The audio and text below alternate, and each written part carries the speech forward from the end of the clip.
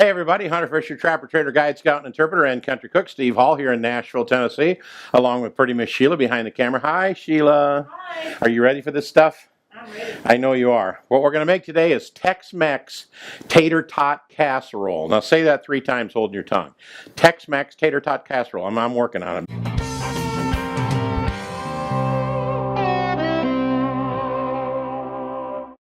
What I did is I went down and I bought 2 pounds of burger, and in these little tubes, 1 pound tubes, they were on sale. So I took 1 whole tube and then I chopped 1 half, so I got 1.5 pounds of burger in here because I needed enough to cover my 9 by 13 pan, about a 1/2 inch deep with meat. Then I took 1 pack of taco seasoning. After I browned this and drained it, I took this taco seasoning, and even though this calls for only 1 pound, I put only 1 package in 1.5 pounds because I don't want it real taco meaty sounding, tasting, whatever that is.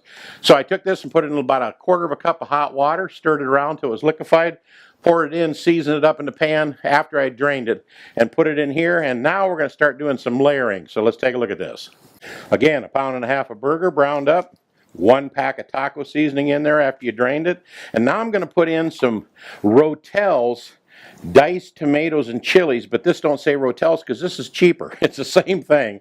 If you can find a medium-sized can of diced tomatoes and chilies, just go with that. I've actually had to buy 2 10-ounce cans, 2 little 10-ounce cans, which I've got right here in this bowl.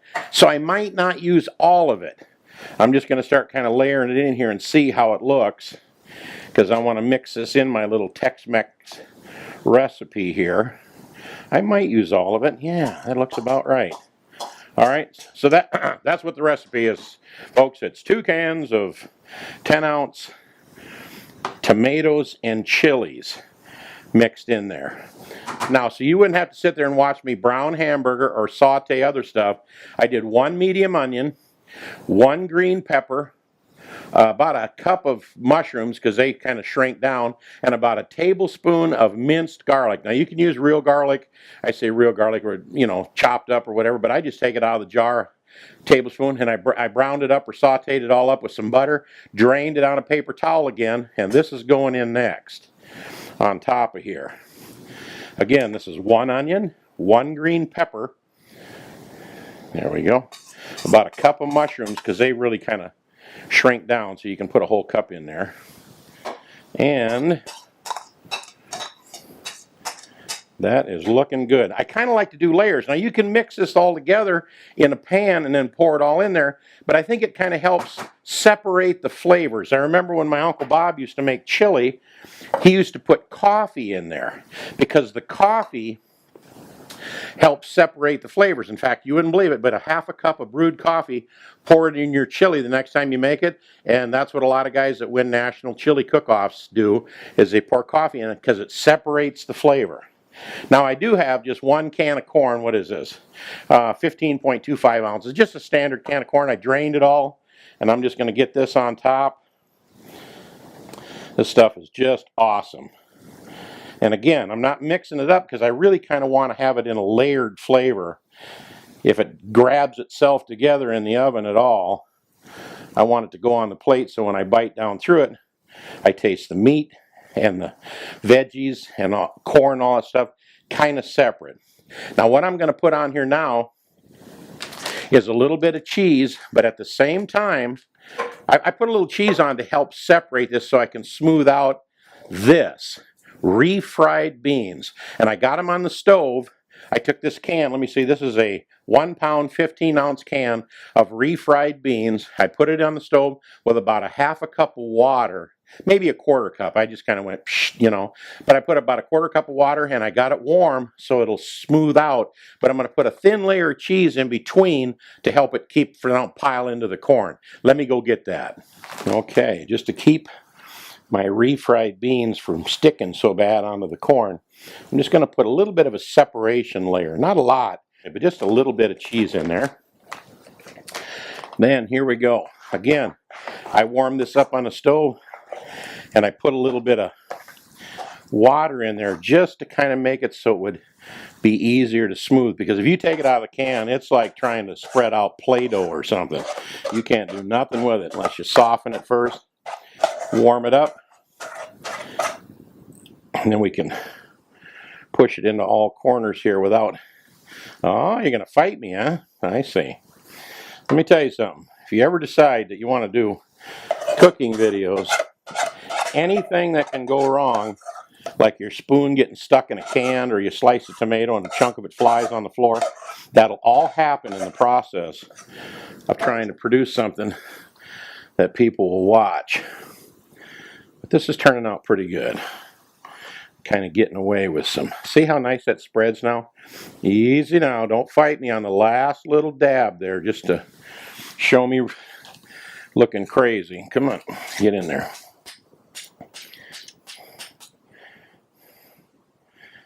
See that? It doesn't want to let me get away. Almost looks like a cake or something, doesn't it? And now for the magic ingredient is these little guys. These little tater tots here.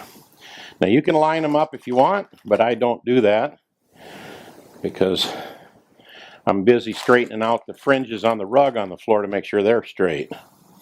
Not really, but...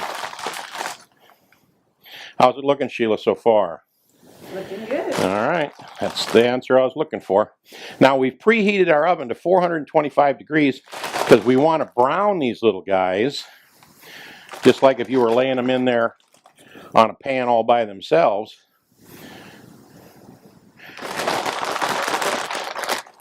And I notice if you don't line them up, if you don't, line them up so you fit every little teeny spot, you'll end up with just a few. So if you want to take the time, get the kids up on the kitchen counter and give them a bag of these and say, line these up like you're stacking bricks building a house and fill in every crack and crevice. But I think that's going to be about all I can get in there. All right.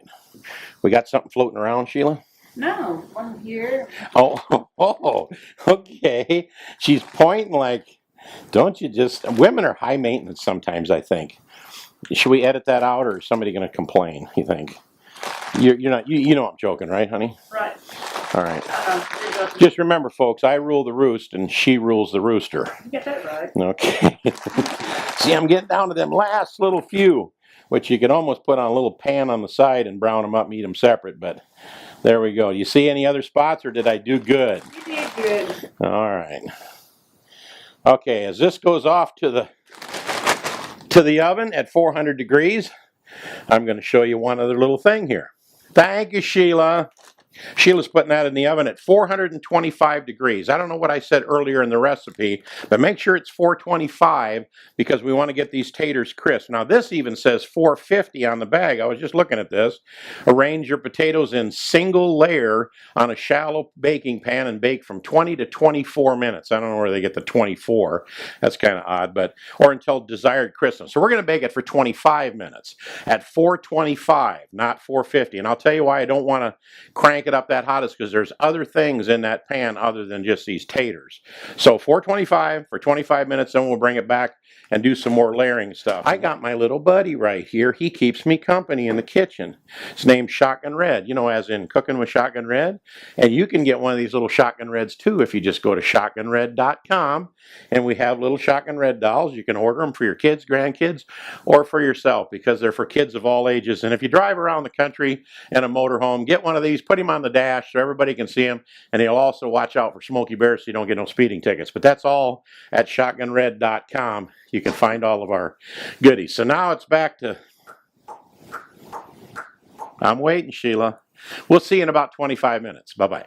Man, it's back from the oven. Smells great. These are all nice and crispy.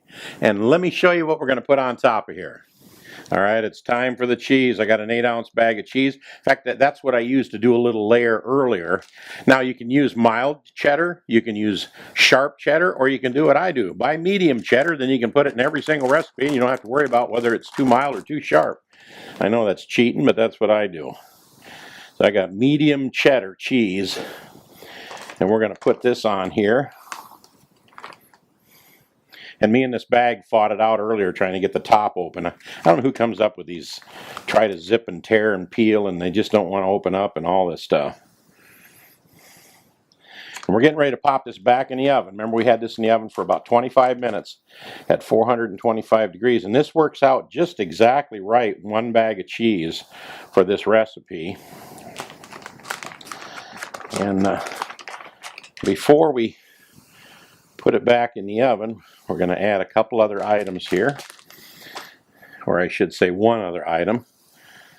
These onions. Some nice chopped green onions on top of here. Man, oh man, this is so good. Now, some recipes actually call for sliced black olives, and I don't know, I don't do that, you know. So we're going to put this in the oven. And hey, what are you doing? I'm putting some olives on. Oh man, you're half. No, you're half. You're half from here over. You really need some. I don't want any on my head. For you. I know. All kind of vitamins. She loves these black olives on this recipe, so I'll let her put I'll even give you a little more than half. See how colorful? I know, it is beautiful, and they taste like black olives. It's great for this little Tex-Mex recipe, but not for me. Are you done? Not really, but I do. Okay. All right, I told you you could have just a little bit more. I'd give you a little bit more. Okay, one right here. Okay. You were pointing earlier at my tater tot placement, so. Okay. Now I would have made it in a heart, but now see, look, you got plenty of room left. You're still good to go. Put a few more on there. I might try one bite, but I'm not a black olive eater. She loves them on salads and everything else, but. If all this is my side, I might have to call Maxine over here. Okay, right here. You're missing that spot. Okay. We need uniformity here. Man, I'm telling you, I know people are at home are going, right there. You missed that spot right there. Move that one over there. All right, we're done. We're good to go. But anyway, you can put black olives on there, green onions and all that. We're going to put this. Now, you can actually serve this just the way it is and just leave the cheese, but I want it gooey and sticky and yummy and all that stuff, so we're going to pop it back in the oven just for about 5 more minutes at 425. We'll be right back. There you have it, Tex-Mex Tater Tot Casserole. Time to plate this up. I'll get Sheila's side first. I am a little embarrassed to tell you that I've been over here eating black olives because they're so good. They're just wonderful. Well, that didn't take long. I know it. I know. I knew I was going to hear about that, but I will. Just to hold up my side of the deal, I'll eat over here and get it out of that side. This really turned out to be a nice product. And I'll tell you what we're going to do here. We're going to slide this off to the side. See if I can't get that out of the beaten path a little bit. Get these 2 bowls over here. Now we have a kind of a thing. You know how I got to cut her sandwiches? I'm talking about Sheila now. I got to cut her sandwiches from corner to corner, doing a little house cleaning here. She also will not eat with a big spoon like this. She's got to have a little teeny baby spoon. She says that everything lasts longer, I guess. I don't know. So this is a real man-sized spoon over here, and her little spoon over there. And let's add just a little bit of salsa in here to nibble on in each one of these, and a little bit of guacamole. Little dollop of that in there for those that like guacamole, and I do. Then we're even going to pop the lid open on this, stir it up just a hair, and put a dollop of sour cream on top, each one here. You can also use chips. Yes, you could use chips with that, couldn't you? But the potatoes kind of stand alone. They kind of do their thing, so I think we're kind of okay. And we're going to take a little bit of chives just for prettiness on top. But most of all, whip yourself up some Tex-Mex Tater Tot Casserole. Put all them little goodies in there. And by the way, if you like our videos, there's our subscribe button right up there in the corner. Just click on that and you'll be the first to know when we come out with another recipe. Me and Sheila are going to enjoy this. Click to subscribe. And is it the best Tex-Mex recipe, Tater Tot Casserole you'll ever eat? If it ain't, it ought to be. We'll see you next time right here on Cooking with Shotgun Red. Say goodbye, Sheila. Goodbye, Sheila. All right, see you later. Bye-bye.